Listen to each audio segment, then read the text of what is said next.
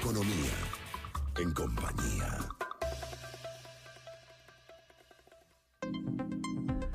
Dos y 39 minutos de la tarde. Uno de los aspectos que más polémica y que más problemas ha generado en los últimos años en nuestro país es todo lo que tiene que ver con el control de cambio, algo que ha sido férreo durante pues casi toda la existencia de este periodo gubernamental que se ha extendido por más de 18 años. Sí, esto es un tema que a nosotros, los venezolanos, nos ha hecho padecer durante mucho tiempo, porque no es secreto para nadie y mucho menos para los entendidos en la economía, que este tipo de controles se hace por un periodo establecido para solventar una situación específica, cosa que en nuestro país, bueno, se ha extendido durante muchísimo tiempo y que hoy en día, lamentablemente, vemos los embates de la economía que cada día pues se acrecenta gracias a este control de cambio. Ahora, paralelo a esto que vive Venezuela, el mundo también ha vivido una transformación económica. Y de esa transformación económica ha surgido un tema que desde hace tiempo se escucha en el mundo y en nuestro país, pero que cada día se escucha de manera más frecuente y es lo que nos llama la atención. Hay una moneda que surgió hace ya un buen tiempo y es una moneda virtual. Ajá. De la cual pues se desprende un gran movimiento económico en el que invierten muchísimas personas. Una moneda que, por más que sea virtual, influye en la economía, directamente en la bolsa internacional, en la que han invertido muchísimas personas y entre ellos unos cuantos venezolanos, que te podría sorprender de la cantidad, porque es un método más o menos, no sé cómo decirlo, sí, pero que sirve es para un poco paliar, o es una salida también a todo este control de cambio, sí, y la forma que tienen muchas personas de proteger sus ingresos y sus ahorros. Sin embargo, a pesar de eso, obviamente muchas personas han sido escépticas con respecto a esta moneda, porque imagínate, no es una moneda que represente la economía de un país, es una moneda virtual que surge como respuesta a la evolución de la economía. Entonces, para entender un poquito sobre qué es el Bitcoin y precisamente qué representa en la economía venezolana, nosotros hoy tenemos vía telefónica, hacemos un contacto con el economista y profesor de la Universidad del Zulia, Eddie Aguirre, él es director de la Escuela de Economía de Luz. Buenas tardes y bienvenido, gracias por estar con nosotros en compañía, profesor. Buenas tardes, gracias por la invitación. En primer lugar, Eddie, bueno, agradecerte este contacto, pero también que nos explique, porque para mí todo este tema es un poco como abstracto, no termino de entenderlo, y sé que esta confusión tal vez la tienen muchos de los oyentes. ¿Qué es el Bitcoin? Sí, realmente el Bitcoin es una criptodivisa, o lo que se llama una moneda virtual. Uh-huh. En este caso, su valor está en función de parámetros como es la confianza, la utilidad, la popularidad. Sí. El término de criptodivisa y su uso obedece a lo que es un protocolo y en razón de ello, bueno, se ha generalizado en estos cambios que hemos visto últimamente acelerados en la tecnología, en esta cuarta, si se puede decir así, revolución industrial que se está viviendo. Bueno, es lógico que también los sistemas de pago tengan esas transformaciones aceleradas y lo estamos viendo con el Bitcoin. ¿Qué tan generalizado está el uso de esta moneda en el mundo?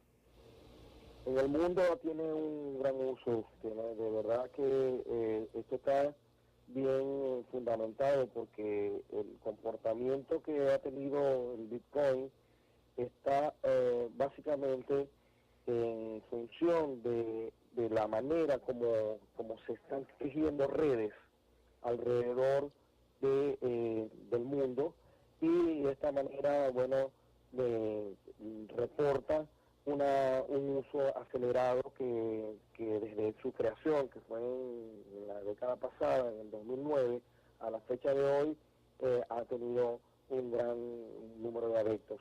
Ahora, lo que nos llama aún más la atención es que lo que uno sabe en cuanto a economía sobre una moneda es que su valor está fundamentado, por así decirlo, en el valor mundial del oro. Es decir, una moneda tiene su fuerza en lo que en principio generó un intercambio en el comercio, en los inicios de la economía del mundo. Pero, por ejemplo, el Bitcoin es simplemente el resultado de la unión de un montón o de un grupo de programadores que se unieron e hicieron esta alianza para crear esta moneda que, como usted bien dice, está hecha a base de confianza. Obviamente hoy en día tiene un gran valor y su valor ha crecido a través del tiempo, es decir, sé de personas que en algún momento compraron un Bitcoin en $30 y hoy en día un Bitcoin está rondando los 1.000, si no me equivoco. Sí, exactamente. Fíjense que cuando eso inició, un Bitcoin costaba céntimos de dólar y de euro, y así fue evolucionando, alcanzando valores que hoy ya en día se mantienen con una estabilidad cierta, y la estabilidad está en función del perfeccionamiento que ha habido en las transacciones. ¿Cómo es posible que esto se perfeccione? Es decir, ¿cómo es posible que una moneda que surgió simplemente de la unificación de programadores hoy en día tenga un valor tan elevado como $1.000, por ejemplo, y que hoy en día sea aceptada en diferentes comercios a nivel internacional, a nivel electrónico, que tenga su valor y que tenga un cambio que se mueva en las bolsas, en las casas de bolsa a nivel internacional? ¿Cómo ha sido posible que esto se establezca de esta manera? Sí, por la seguridad, porque los modelos con los cuales se han ido perfeccionando lo han hecho matemáticamente infranqueables, y esto entonces hace que la gente y la mayor utilización ya en las transacciones, que están respaldadas y que pueden ser monitoreadas por el propio interesado, le da el valor óptimo, la seguridad óptima, que permite que se vaya instituyendo a nivel mundial.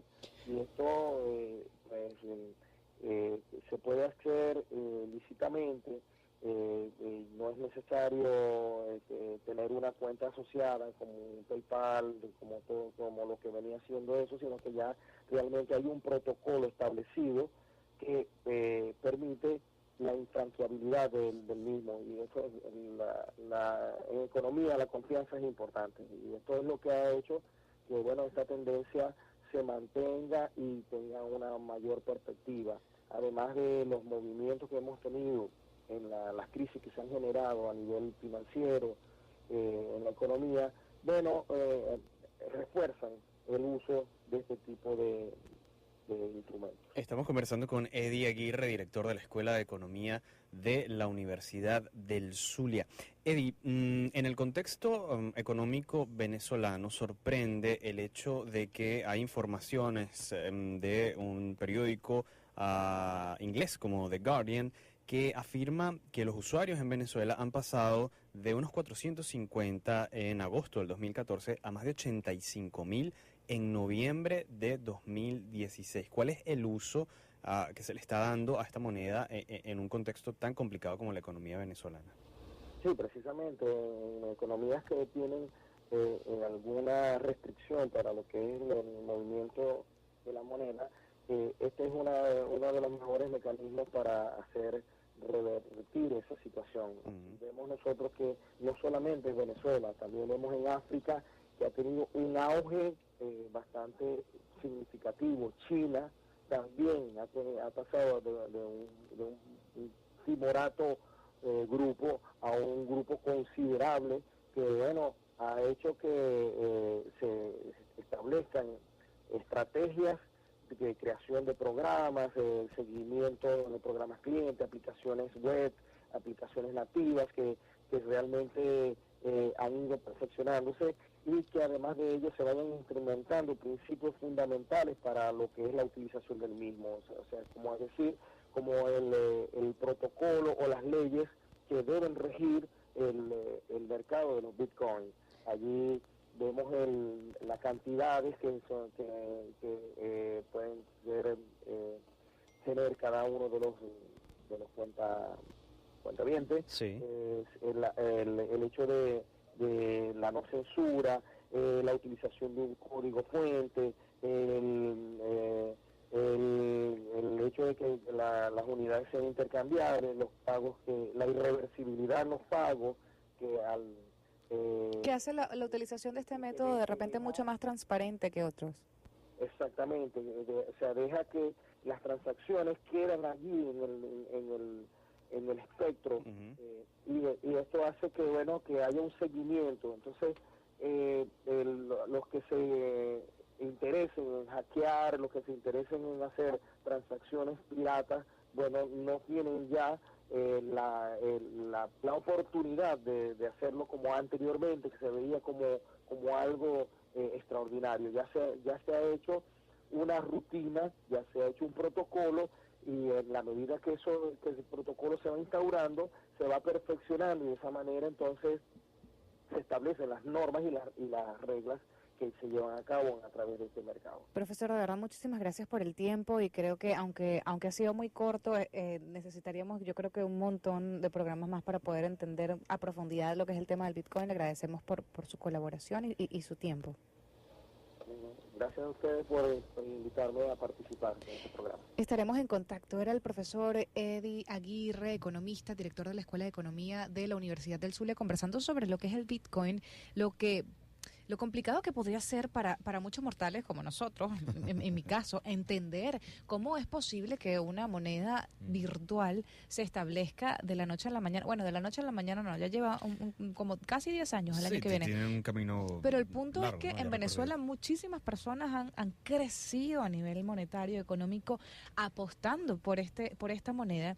Como te dije, sé del conocimiento de personas que invirtieron todo su capital, Vladimir, hace un buen tiempo en comprar este tipo de criptomonedas cuando tenían un valor que hoy se ha multiplicado absurdamente. Es decir, ellos han multiplicado su capital, pero es que de una manera increíble. Claro, hay que acotar también que esto implica o tiene riesgos, ¿no? Porque Por supuesto. al no ser una moneda que está respaldada por la economía de una región o de un país o de una empresa, también está el tema de que puede ser utilizada para la legitimación de capitales. Exactamente. Por el hecho de que no hay, digamos, un seguimiento pues muy grande de los fondos, de los orígenes, de quienes están metidos allí en ese mercado. Y precisamente eso que tú nombras ha hecho que las autoridades a nivel internacional se vuelquen y pongan sus ojos sobre lo que es el Bitcoin, que sigue creciendo, que sigue aumentando su valor en el mercado de bolsa internacional. Y sin embargo, como tú bien dices, no hay un ente que regule de dónde vienen esos capitales. Entonces hay toda una mezcolanza de lo que podría ser y el origen de este dinero. Entonces, bueno, pero al final de cuentas... Seguramente vendrá ese control. Sí, yo creo que en algún otro momento tenemos que hablar a profundidad de esto, porque es una solución que han conseguido muchos venezolanos para sobrevivir a todo este... debacle de la economía venezolana. Este es sitcom. Actualidad, mundo empresarial, emprendimiento, tecnología y cultura. En compañía. Un magazine local.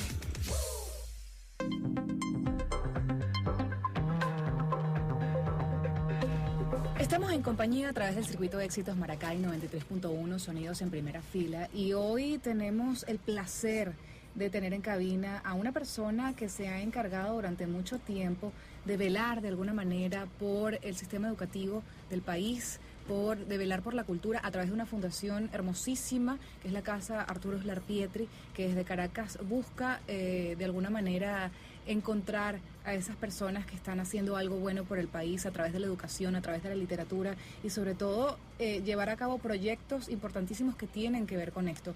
Aparte, quien nos acompaña, bueno, tiene también una carrera en el mundo de la política, es de Valencia, es abogado y se graduó con honores también en la Universidad de Carabobo. Estoy hablando de Antonio Acarre, a quien le damos la bienvenida y las gracias por estar con nosotros en compañía. Encantado de estar con ustedes aquí hoy.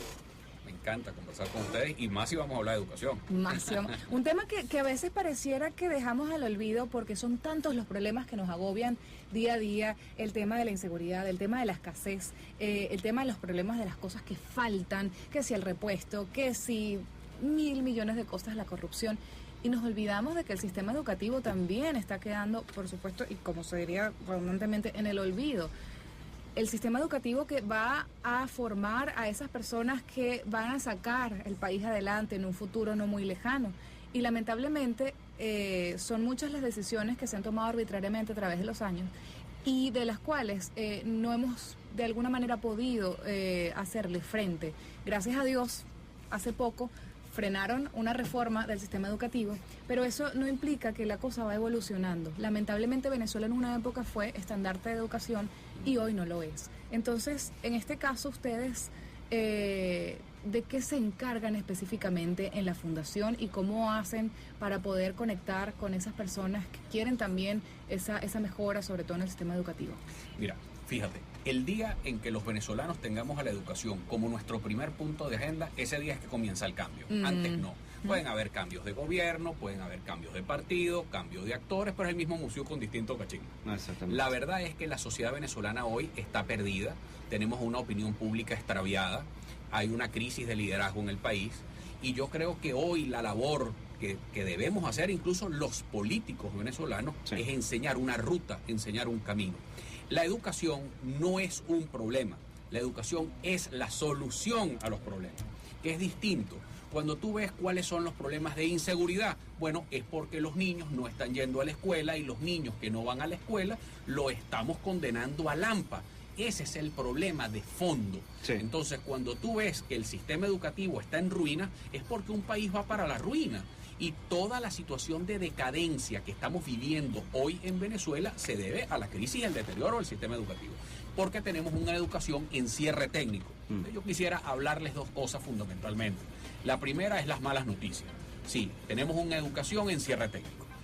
Tenemos ruina en el sistema educativo, un déficit en la infraestructura educativa venezolana es terrible, hacen falta construir más de 3.000 escuelas y liceos, la educación pública oficial, las escuelas no tienen plan de mantenimiento, los maestros están muy mal pagados, las condiciones del maestro son terribles para laborar. Pero además de eso, tenemos hambre en la educación venezolana, que es terrible, que hay niños desmayándose en las escuelas venezolanas. O sea, la situación es muy lamentable y la situación es muy grave. Y eso no tiene color partidista, eso no es para ponerte de un lado ni para defender al otro, no, es objetivo. No hay escuelas, no hay maestros y hay hambre en la educación. Y adicionalmente a eso, los contenidos son un verdadero desastre. Claro. Pero en medio de la adversidad, lo que puedan haber son grandes oportunidades. Estamos conversando con Antonio Elcarri, profesor, presidente de la Casa Arturo Uslar Pietri, que bueno, ha visitado aquí en cabina. Como tú bien lo dices, el problema de la educación, como tú bien lo indicas, la educación es la solución. Pero en este momento la situación de la educación en general no tiene solamente un mal, es decir, estamos mal en materia de infraestructura, mal en materia de contenido, mal en materia de cómo valoramos el trabajo de los profesores, y uno se pregunta, bueno, ¿por dónde comenzar a, de cierta forma, organizar todo este desastre que se ha formado?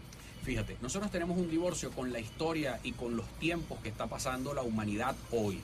¿Qué es lo que ocurre? Yo siempre, en la ponencia que tuve hace ratico en la Universidad Nacional Abierta, a quien aprovecho de saludar a sus autoridades y agradecerles a todo ese equipo de docentes que están allí, que nos abrieron las puertas hoy para hablar de educación, sobre todo es el tema de cuándo llegas tú a un proceso de transformación real de la educación. Y yo les puse un ejemplo de lo que es el teléfono de hoy. Fíjate, este teléfono que tenemos aquí en cabina, que es un, no voy a decir el nombre, para que no se vayan a saltar cuando no es por hacerle propaganda a la marca, no, es para que no digan que... Bueno, pero hay teléfonos aquí, hay teléfonos inteligentes que puedes recibir llamadas telefónicas, envías fotos, estás transmitiendo en vivo en Instagram, tienes Facebook y también transmites en vivo, o sea, es decir, es más, el teléfono de hoy está sustituyendo incluso al PC, o sea, ya casi nadie usa el PC, sino todo lo usas en el teléfono. Así es. Tú lo comparas con el teléfono de los años 60 o con el teléfono de los años 70, incluso con el de los años 80, que era un teléfono gris con una ruedita. Tú viste todo lo que la humanidad ha avanzado en materia de telefonía y lo que ha avanzado en tecnología del servicio del ser humano. Es increíble, es grandísimo. Bueno, y te preguntas, ¿y el salón de clase? El salón de clase sigue siendo el mismo, ojo, y es el mismo reto que tenemos los venezolanos, los colombianos, los brasileños, los argentinos y los americanos completos. ¿Por qué? Porque la educación se quedó atrás a los inmensos cambios y los retos de la tecnología. Entonces, en medio de las terribles adversidades que tenemos, que son todas estas malas noticias que les he dado, hay una buena noticia. Eso es lo más importante. Estamos hoy en una gran oportunidad de reinventar todo nuestro sistema educativo. Ahora, esa reinvención del sistema educativo pasa por una condición. Necesitamos sustituir el plan de la patria. Entonces me dicen, bueno, Antonio, ya caímos otra vez en el tema político. No, El plan de la patria o el plan de desarrollo nacional tiene que ser objeto de un gran consenso, donde nos involucremos todos. ¿Cuáles deben ser los grandes objetivos de la República? Sabemos toda la crisis que hay con el petróleo a nivel mundial y van a existir problemas con el petróleo. Sí. Incluso ahora el nuevo secretario de Estado norteamericano es un señor que viene de ser CEO, o sea, el jefe de la ExxonMobil. Es decir, que además tuvo algunos problemitas aquí en la faja. ¿No? Pero la verdad es que todo esto nos involucra a nosotros. El gran tema nacional es el petróleo. ¿Por qué? Porque el petróleo nos mantiene. Es el 97% de los ingresos del país. Ahora bien, ese plan nacional de desarrollo que nos debe decir, ¿qué va a hacer Venezuela para los próximos 50 años? No, Carly, pero es que vamos a hacer 50 años, ¿no? Pero si la cosa es mañana y no tengo que comer. Es precisamente por eso. Exacto. Porque necesitamos unas nuevas reglas para nuestra economía, necesitamos unas nuevas reglas para el desarrollo nacional. Y tiene que partir de que en ese plan que debe estar contenido. Uno, un nuevo modelo económico para el país. El socialismo del siglo XXI no sirve, nos ha traído esto. Es decir, que el Estado meta sus narices en todas las instancias de la sociedad es un verdadero desastre. Hay que dejar que la libertad del individuo fluya. Si usted tiene un emprendimiento en caña de azúcar, se te ocurrió montar un café, ¿por qué tienes que pedir 800 permisos y si vendes caraota te va a caer la zunda y te puede llegar hasta la Guardia Nacional y llevarte en un convoy preso? Y tú lo que querías vender era caraota. Pero qué cosa tan terrible. Entonces, si tú no cambias ese modelo económico, si tú no generas una sustitución real de ese esquema nacional de desarrollo, que va a quedar aguas abajo. Entonces, la condición es generemos un nuevo plan nacional de desarrollo que tenga a la educación como su eje estratégico. Antonio, tú has tocado un punto muy importante. Has dicho, el punto de partida es ponerse de acuerdo, pero creo que, por muy simple que suena, en este preciso momento no es lo más fácil ponerse de acuerdo y decidirse a entablar entre todos una reforma, no solamente de las condiciones económicas, sino también de las condiciones sociales, de las condiciones políticas. Así es. Quisiera que nos hablaras precisamente de eso, de cómo ponerse de acuerdo en un país como este. Vladimir, yo no quiero ser visto ni escuchado como utópico, pero déjame decir, estamos obligados a hacerlo. Ahora el cómo, bueno, hay que comenzar de verdad a hacer un gran trabajo. Pero la verdad es que quienes en la historia de Venezuela se han opuesto a los encuentros y a los consensos terminan botados de la historia de Venezuela. Y fue el caso del general Marcos Pérez Jiménez. Marcos Pérez Jiménez es un hombre talentosísimo, un militar muy talentoso, primero de su promoción, y que tenía gente muy talentosa a su alrededor. Y a quienes muchos le echan flores, ¿no? Por toda la verdad. Yo ideología no puedo echarle flores a ese señor, pero bueno, bien. Pero lo respeto. Y como persona, tú podías decir, el general Pérez Jiménez, el primero de su promoción, un hombre que había construido muchísimo, tenía un plan claro de país, tenía el nuevo ideal nacional, etcétera, etcétera. Y de quien todavía disfrutamos cosas de su gobierno, a pesar de su ideología. Parece mentira. Claro, todavía estoy usando la intercomunal esta, que ya no es en autopista regional del centro, sino intercomunal. Pero bien, perdimos 18 años de la vida, pero no vamos a entrar en eso. Pero lo más importante aquí es que Pérez Jiménez en su momento, ¿a qué se opuso? A que el país se encontrara. ¿Y qué pasó? ¿Quién salió? Él. Y el país se encontró en 1958.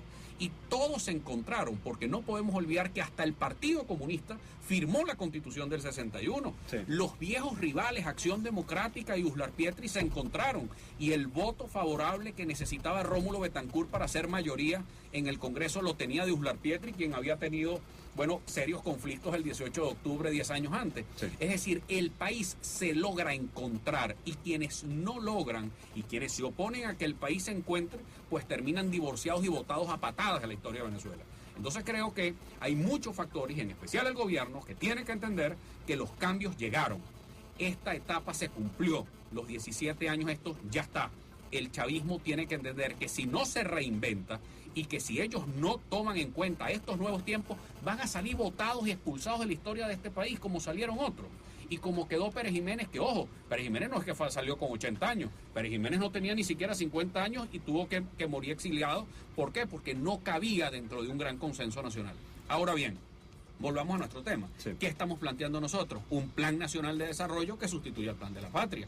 Y ese Plan Nacional de Desarrollo son las bases de la nueva transformación educativa de Venezuela. Hay mucha gente que dice que el gobierno sí tiene un plan, el plan de la patria, y luego el lado opositor, pues como que no es muy claro el plan que tiene. ¿Qué le responde esto a esa gente? En realidad la oposición, mira, tiene un plan para todo esto, estructurado, que se conozca, que sea digerible. Lo estamos haciendo, y déjame decirte cómo.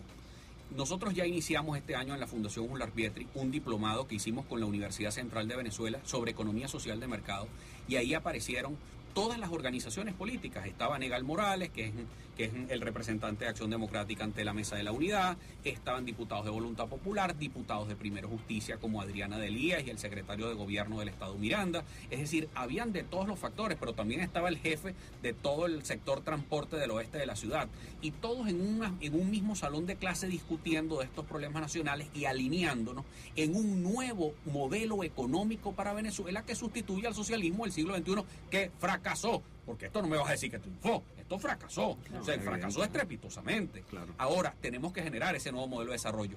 ¿Y esto qué tiene que ver con la educación? Todo, porque Venezuela debe tener, como muchos países del mundo están cambiando, cuando tomaron a la educación como su primer objetivo de desarrollo. Tú identificas tus objetivos de desarrollo, es decir, vamos a ser el país fuerza energética de América Latina. Perfecto, sustituimos el modelo económico, vamos a darle libertad al emprendimiento nacional, vamos a respetar el derecho de propiedad, vamos a diversificar. Perfecto, check, otro más. Ahora, ¿qué necesitamos? El capital humano para generar estos cambios. ¿Qué necesitamos? Los científicos para nuestra industria energética, y esa industria energética no solamente tiene que ser petrolera, sino también la alternativa. Entonces, ¿qué necesitamos? Que desde la educación inicial hasta el último grado de bachillerato esté presente la ciencia y la innovación tecnológica, y que podamos reinventar nuestro sistema educativo. ¿Cómo? Bueno, a través de la tecnología. En esto todo el continente está atrasado, y eso es lo bueno, es decir, tampoco es que estamos llegando tan atrás. No estamos tan mal, entonces. No estamos... Ojo, bueno, es que estamos mal con respecto al atraso. Yo aprovecho por lo menos para respirar un poquito, porque claro, a veces pareciera lo que sí, estamos muy mal, pero tenemos oportunidades de estar ahorita en medio de una gran transformación educativa continental, que va desde Canadá hasta Argentina. ¿Cómo hacemos esto? Fíjate, hay iniciativas, y yo los invito a que se metan en una página web que a mí me encanta, que es la Khan Academy. El Khan Academy es la nueva iniciativa, es un software educativo donde tú encuentras clases, ojo, hasta en español, de todas las materias. Tú quieres ver valencias de química de 9º grado. Tú quieres ver velocidad inicial y velocidad final en física. Bueno, nosotros los humanistas, yo estoy tratando de hacer un ejercicio mental porque para mí esto es casi una pesadilla. Pero todas estas cosas, si tu chamo está buscando esto porque tienes deficiencias en el liceo, métete aquí, que es una suerte de YouTube, pero solo para clases. Es decir, ahora los salones de clases son virtuales. Y eso viene, eso es la tecnología que está. Sí. Ahora, ¿cuál es el papel del docente? ¿Desaparece el docente? No, en lo absoluto. Lo que es que reinvierte el papel. Este proyecto de las escuelas al revés, que se está llevando ahorita en Silicon Valley, en California, ya se están dando en varios estados de la Unión Americana y van a comenzarse a dar en Canadá y en México, a pesar de Trump. Pero sí se van a dar. ¿Por qué? Porque la educación y la tecnología van a estar de la mano. Porque no podemos seguir teniendo la misma educación del siglo XX. Así reparemos las escuelas, Antonio, pero tenemos que cambiar. Estamos conversando con Antonio Carri, presidente de la Fundación Julián Pietri, y hay un punto que acabas de tocar, y dijiste, cuando tu chamo tiene que... Hay un papel que falta y que necesita representación, y es el de los padres. Ya, pero por supuesto. Porque pareciera que al doliente, por ejemplo, al profesor que tiene mala paga, le duele que no le paguen y obviamente no rinde en su trabajo. El niño que no está recibiendo buena educación, obviamente el día de mañana se transforma en qué. Pero ¿qué hacen los padres hoy en día y cuál es su papel en esta transformación que es fundamental? Bueno, te tengo otra mala noticia. Somos el país con el mayor número de embarazo adolescente de toda América Latina. Es decir, no hay papás tampoco. Entonces imagínate tú el círculo vicioso. Una niña que tiene un niño, ese niño está desatendido, ese niño va a una escuela en ruinas que no le dan ningún tipo de conocimiento, no le importa nada, ese niño va a parar a Lampa. Tan sencillo como eso.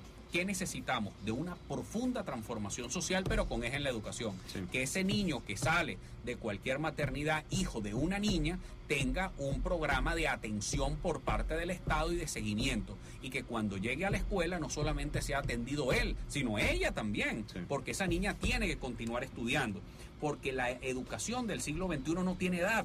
Esos procesos estancos, bueno, ya yo tengo 17 años, ya yo estoy muy viejo para estudiar, eso es mentira, eso es falso completamente. Ahora es que hay tiempo de estudiar, ahora es que hay tiempo de emprender y que se pueden hacer mil cosas. ¿Por qué? Por esta nueva era en la que estamos entrando. Antonio, se Pero nos eso- agota el tiempo, pero no quisiera que te fueras sin que nos hablaras de, para mí, uno de los más grandes dramas que estamos viviendo en este momento en materia educativa. Primero, la situación de los profesores, de los maestros, y segundo, la gran fuga de talentos que ha tenido este país en los últimos años, que están haciendo vida y que están aportando todo ese potencial con el cual se formaron en este país, con el cual se invirtió un montón de dinero en otros países. Ese drama, ¿cómo se soluciona? ¿Cuáles serían las posibles alternativas? Disculpa que en esta respuesta sea tan radical, Mm. pero cambiando el gobierno. Yo siento que, pero es que es claro, una vez que cambiemos esta pesadilla, de verdad, aquí va a regresar mucha gente que no la está pasando nada bien en el No. exterior, por más que disimule. Sí. Es decir, hay mucho capital humano triunfando en los Estados Unidos. Bueno, el rector del MIT es venezolano, el jefe del Instituto de Políticas Públicas de Harvard es venezolano, pero todo ese capital humano va a regresar a Venezuela y van a tener las oportunidades de hacerlo. Pero no quiero cerrar el programa sin hablarles de la ciudad educadora. Es demasiado importante. Hoy me acompaña aquí la legisladora Margarita Rivero, que va a ser también una gran impulsadora de estas ideas de la ciudad educadora en Maracay. Es decir, la nueva escuela, el nuevo concepto de la escuela del siglo XXI, olvídense del Ministerio de Educación, olvídense de esa cosa centralizada y obsoleta. Tenemos que hacer grandes cambios urbanísticos en la ciudad para que la ciudad se parezca al siglo XXI. Y esos cambios urbanísticos van de la mano de la educación. No hay un bulevar, no hay una nueva acera, no hay una nueva plaza que no contenga un centro de innovación y de tecnología para esos chamos que están quedando sin oportunidades. Bueno, Margarita, estás muy calladita, pero te invitamos entonces a que en una próxima oportunidad Sí. nos acompañes a hablar de las ciudades educativas, ¿no? Además que es arquitecto, Ajá. entonces puede dar una visión interesantísima. Sobre eso tenemos que profundizar y ya esta invitación es abierta. Antonio, de verdad, muchísimas gracias. Sabemos que viniste de Caracas, estuviste recientemente aquí en Maracay un evento y esperamos seguir escuchando de estas propuestas que tanto necesitamos y que esperemos que pronto puedan ser realidad. Simplemente vine a Maracay a sembrar esperanza, que esta pesadilla está a bastante punto de, falta que nos hace. esta pesadilla está terminando, y bueno, los que no entiendan que el cambio vino, que el cambio llegó para quedarse, pues quedarán en el basurero de la historia. Así que esto va cambiando. Para Y- contactarte y conocer más de tus proyectos, de tus propuestas. Sobre todo la Casa Sigan- Aular Pietri. síganme en nuestras redes, @aecarri es mi Twitter, Antonio Ecarri en Facebook, está también mi Instagram, es aecarriccs, y también pueden visitar nuestra página web casaaularpietri.org, y ahí van a encontrar muchísimas de estas cosas. Pero la verdad que vamos a estar viniendo a Aragua, vamos a abrir un capítulo de la Fundación Aular Pietri en Aragua muy pronto. Qué bueno, qué bueno. Esperamos estar en esa apertura y, por supuesto, quedamos a la orden para cualquier iniciativa. Después de los malandros vienen los maestros. Antonio Ecarri, muchísimas gracias.